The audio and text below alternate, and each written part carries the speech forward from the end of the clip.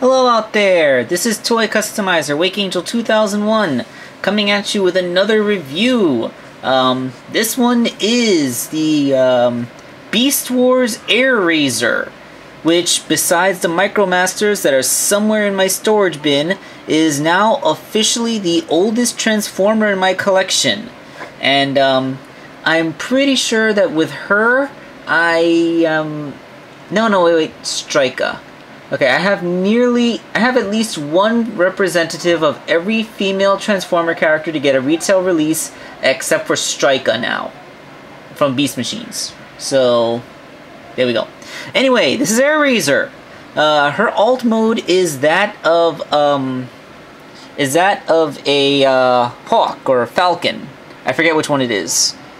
It's a basic class figure from the Beast Wars line. So the engineering here isn't as it's not quite up to par with what we're used to today, but it's actually really good for the time.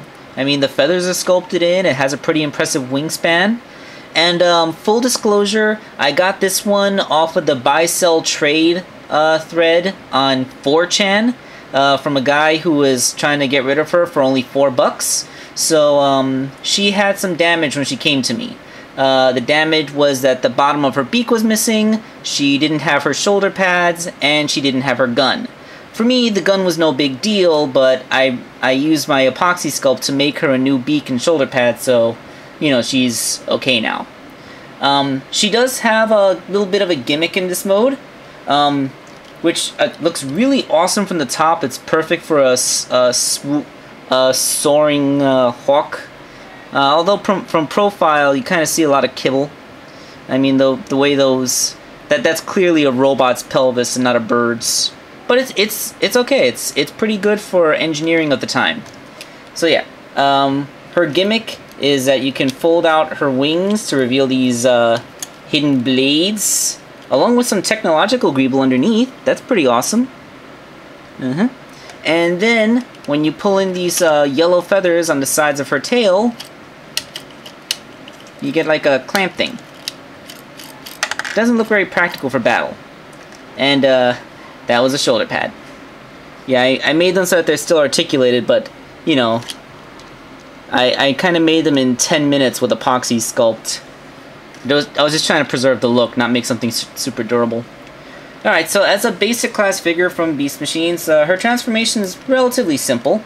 And it's worth noting that although the character was female on the show, they did not know that she was going to be female when they engineered her toy. So it's not really going to look very feminine.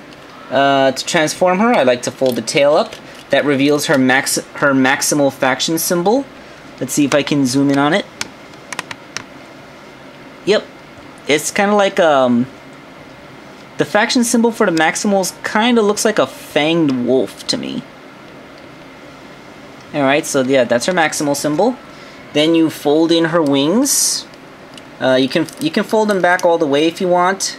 Oh, by the way, that means she has flapping articulation in addition to the gimmick. But folding them all the way up can make the figure back heavy, so I like to fold them just like at a 45-degree angle like that. Then you fold out her arms. Those shoulder pads are just going to keep falling off. And rotate around so that the elbow goes the right way, like that. Let me put her improvised shoulder pad back on. This is where you would fold up the shoulder pads, which I guess in Beast mode they try to cover the yellow of her arms, but I don't know, they're kind of too small for that. And she actually has a pretty cool thing with her legs going on. Like, instead of just simply straightening them out and then unbending the knee, there's actually a second joint above the knee that, when straightened out, straightens out the whole calf. So it actually helps make the bird mode look more convincing. And it gives her a double jointed knee in robot mode. That's really cool for a basic class figure from the mid-1990s. So yeah, unfold. And then the pelvis comes down like this. The head folds down to become the chest. and you rotate her head around. And that's Airazor. Let's get her situated, and then I'll start talking about her. Okay, so here's Airazor's robot mode. Let's get a nice close zoom in. Let's see, my lighting setup is not ideal. Let me see if I can turn the light around, show her off a little better. There we go. So yeah, her face is really nice. And actually, everything is there. All the stuff that is Airazor is in the right places and mostly the right colors. I mean, she's all yellow and brown with no real silver except for the exposed screw holes. But in all truth, she, if the proportions were a little different, this would pretty much be Airazor. Turning her to the side, the wings are quite a bit bigger than they were in the show, but, you know, that's just the CGI model cheating. And, you know, the fact that the figure doesn't exactly look feminine because, you know, you can't blame the creators of the toy for not making the toy look feminine because they weren't told it was a female character until the show got made. You know, I think it was a pretty last-minute decision to make Airazor into a female character. That's why she looks like this. But she's still a really... I mean, she's a good-looking figure. And she... All the things are in Airazor's... are in place to be Airazor. The head's in the right spot, the wings are in the right places. I mean, when you compare this to other characters like Black Arachnia, who looked absolutely nothing like her in-show model, it's not that far off. So, let's talk about her articulation. Her wings can still flap, and her gimmick still works, though in this mode it's kind of silly looking. Let's see. Her articulation is actually pretty darn fantastic. She has a ball-jointed head that can look left, right. Doesn't really have much clearance to look up, but it can look down. Due to transformation, it can actually go all the way into the head.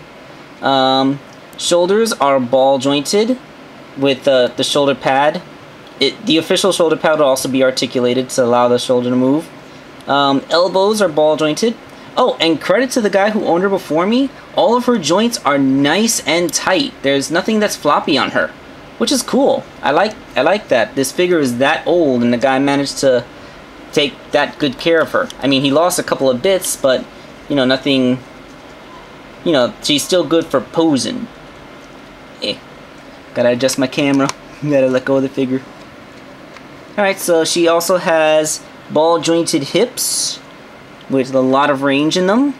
Ball-jointed knee, and that little second joint in the thigh that can be used to extend the knee joint even further if you want it. And she has a swivel at the ankle. There we go. Yeah, that's really good articulation for a basic class figure. I never really gave the Beast Wars line credit when I was a kid. I didn't own any Beast Wars toys really because I kind of didn't like how they rarely look that much like their show models. Although, you know, I was actually maybe a little bit too discriminating as a kid because this is actually a really good character. I like this a lot better than her Transmetal form. Then again, I have a lot of complaints about the Transmetal form, being the fact that the beast mode looked more like a pigeon than a hawk. Her pseudo vehicle mode was incredibly stupid, and her robot mode, despite the fact that at that time they knew she was a female character, somehow manages to look even less feminine than this, is just monumental. Okay, so, yeah, that's, Airazor. And don't worry, just because I got the official Airazor figure doesn't mean that I'm not going to still make a custom Airazor later on. I just happened to find her for this really cheap price, so I figured why not. So this has been Wakeangel2K1, and I'm signing off.